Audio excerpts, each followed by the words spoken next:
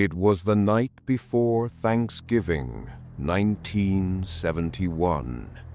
Over the storm-swept skies of the Pacific Northwest, a freezing rain hammered against the fuselage of a Boeing 727. Inside, the passengers were unaware that they were flying with a ghost. A few hours earlier, he was a man. Now he was an enigma.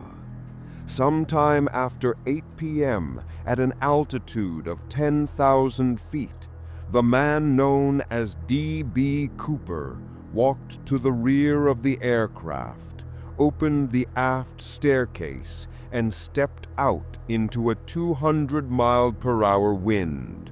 He was clutching a briefcase containing $200,000, the equivalent of more than $1.5 million today. He wore a business suit, a parachute, and had just pulled off the most audacious and only unsolved skyjacking in American history. He disappeared into the dark, violent winter night, and in the 50 years since, we have found no body, no briefcase, and no parachute. All we have is the legend. This is the story of D.B. Cooper and the search for the man who fell from the sky. Our story begins not in the sky, but on the ground, at Portland International Airport on November 24, 1971. It was a day of travel, of people hurrying home for the holiday. Into this bustle stepped a man who would set in motion a mystery that would outlive him and most of the people trying to solve it. He walked to the ticket counter for Northwest Orient Airlines. He was described as being in his mid-40s, about 6 feet tall, wearing a black business suit, a white-collared shirt, and a narrow black clip-on tie. He carried a black attaché case. He looked like any other executive, commuter, or salesman. He paid cash for a one-way ticket to Seattle on Flight 305, a short 30-minute hop up the coast. The name he gave was Dan Cooper. He boarded the plane and took his seat, 18C, in the rear. He was quiet, nondescript. He ordered a bourbon and soda before takeoff, paid his bill, and smoked a cigarette. The flight departed on time at 2:50 p.m. Shortly after takeoff, Cooper signaled to the flight attendant, Florence Schaffner. He handed her a folded note. Florence, accustomed to lonely businessmen passing her their numbers, simply slipped it into her purse. "Miss," Cooper said, leaning in, "you'd better look at that note. I have a bomb." Florence retrieved the note. The written message was neat, in all caps. It read, "I have a bomb in my briefcase. I will use it if necessary. I want you to sit next to me." She did as she was told. Cooper was calm, not agitated. He was matter-of-fact. He opened his briefcase just enough for her to see what was inside. A tangle of wires, red-colored sticks, and a large battery. Whether it was a real functioning bomb or a sophisticated fake, it didn't matter. It was convincing. He then dictated his terms, which Florence wrote down and took to the captain. His demands were startlingly specific. He wanted $200,000 in negotiable American currency, specifically 10,000 unmarked $20 bills. He also demanded 4 parachutes, 2 primary civilian parachutes and 2 reserve parachutes, and he wanted the plane to be refueled upon landing in Seattle. The flight's captain, William Scott, immediately contacted air traffic control, who relayed the situation to the FBI and the president of Northwest Orient Airlines, Donald Nyrop. Nyrop, fearing for the 36 passengers and 6 crew members, gave the order, "Cooperate fully." The passengers, meanwhile, knew nothing. They were told there was a minor mechanical issue and that they would be circling Seattle-Tacoma Airport to burn off fuel before landing. For 2 hours, Flight 305 circled Puget Sound. On the ground, a frantic operation was underway. FBI agents raced to Seattle banks to gather the $10,000 $20 bills. They photographed every single bill, creating a permanent record of the ransom money. Simultaneously, military personnel from McCord Air Force Base were scrambled to find the highly specific parachutes Cooper had requested. On the plane, Cooper was the picture of calm. He ordered a second bourbon and soda. He chatted politely with the crew flight attendant. Tina Mucklow, who spent the most time with him, later described him as thoughtful and polite and never cruel. He wasn't a panicked man. He was a professional. He even tried to pay for his second drink and insisted the crew accept a tip, which they refused. At 5:39 p.m., the plane finally landed at SeaTac. Cooper ordered the pilot to taxi to a remote, brightly lit section of the tarmac, away from the main terminal. He demanded the cabin lights be dimmed to deter any potential FBI snipers. Once parked, a single airline employee approached the plane on foot, carrying a heavy knapsack filled with the money and the parachutes. The items were handed over through the 727's aft stairs, a staircase at the back of the plane that could be lowered from the air. Cooper had the money and parachutes brought to him by Tina Mucklow. He inspected them carefully. Then, true to his word, he released all 36 passengers and flight attendant Florence Schaffner. He kept Captain Scott, First Officer Ratazak, Flight Engineer H.E. Anderson, and Flight Attendant Tina Mucklow on board. Now, the second phase of his plan began. While the plane was being refueled, Cooper outlined his new flight plan to the captain. It was bizarre. He wanted to fly to Mexico City, but he specified an exacting set of flight parameters. They were to fly at the slowest possible speed without stalling the aircraft, around 115 miles an hour. They were to stay at a low altitude of 10,000 feet. The landing gear was to remain down, and the wing flaps were to be set at 15 degrees. This was not a random request. A pilot would know this configuration would make the plane slow and stable. A parachutist would know this configuration was ideal for a jump. Cooper also demanded one more thing. The aft staircase was to remain unlocked, and he wanted to be shown how to operate it from the inside. At 7:40 p.m., Flight 305 took off again, now with only 5 people on board. Cooper, his money, his parachutes, and the 4 remaining crew members. As ordered, the plane turned southeast toward Reno, Nevada, on the flight path Victor 23. The crew was instructed to stay in the cockpit with the door closed. Cooper and his newfound wealth were alone in the passenger cabin. The U.S. Air Force was not letting him go that easily. 2 F-106 fighter jets had been scrambled from McCord Air Force Base. They were tailing the 727, one above and one below, but they had to stay back. In the stormy, cloudy conditions, they never established a visual. They were chasing a ghost in the rain. At approximately 8 p.m., a warning light flashed in the cockpit.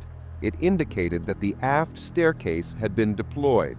The sudden change in air pressure confirmed it. At 8:13 p.m., the crew felt the plane's tail section lurch upwards, a movement consistent with someone jumping from the aft stairs. It happened somewhere over the rugged, forested wilderness of southwestern Washington state in the middle of a violent thunderstorm. D.B. Cooper was gone. The plane, with its aft stairs still deployed, landed safely in Reno, Nevada, just after 10:15 p.m. The crew, shaken, emerged from the cockpit to find an empty cabin. All that was left behind was an abandoned clip-on tie, 2 of the 4 parachutes, and the remains of Cooper's cigarettes. The man, the money, and the briefcase had vanished into the void. The investigation that followed was one of the largest and most expensive in FBI history. It was codenamed NORJAC, for Northwest Hijacking. The first problem was the name.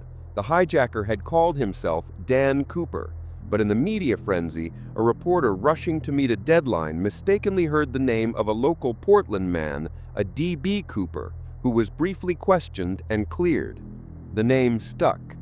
Dan Cooper became D.B. Cooper, and a legend was born. The FBI immediately faced an impossible task: where to even begin looking. Cooper had jumped into a vast, sparsely populated forest at night in a freezing rainstorm with wind chills estimated at 70 degrees below zero. The search area was a massive swath of the Cascade Mountains. The U.S. Army, Air Force, and civilian volunteers scoured the area. They searched on foot, in helicopters, and even in submarines, dragging the depths of nearby Lake Merwin and Lake Yale. They found nothing. No body, no tattered parachute, no briefcase, no stray $20 bills. It was as if the ground had swallowed him. Most FBI agents, and even the pilots, believed he couldn't have survived. They argued he was likely a fool, an amateur, who didn't realize that jumping in those conditions was a death sentence. He would have been ripped apart by the wind or frozen to death on impact. But the evidence suggested Cooper was no amateur. He knew the 727's design, including the aft staircase, a feature unique to that model. He knew the exact flight configuration needed for a safe jump. He had requested civilian parachutes, not military ones, and he knew enough to check their markings. He had, however, made one apparent mistake. He had been given 4 parachutes. 2 were primary chutes, and 2 were reserve chutes. Of the 2 primary chutes, one was a dummy chute that had been sewn shut and was used only for classroom training. It was non-functional. Cooper, in his inspection, had not noticed this. He had jumped with 1 good primary and 1 good reserve, leaving behind the other good primary and the dummy. This led investigators to a chilling possibility. What if the 4th parachute wasn't for him? What if he originally had a hostage and the 4th parachute was for them? We will never know. As the ground search turned up nothing, the FBI turned to the man himself. They had fingerprints from the cabin. They had his clip-on tie, and they had the serial numbers for every one of the 10,000 bills.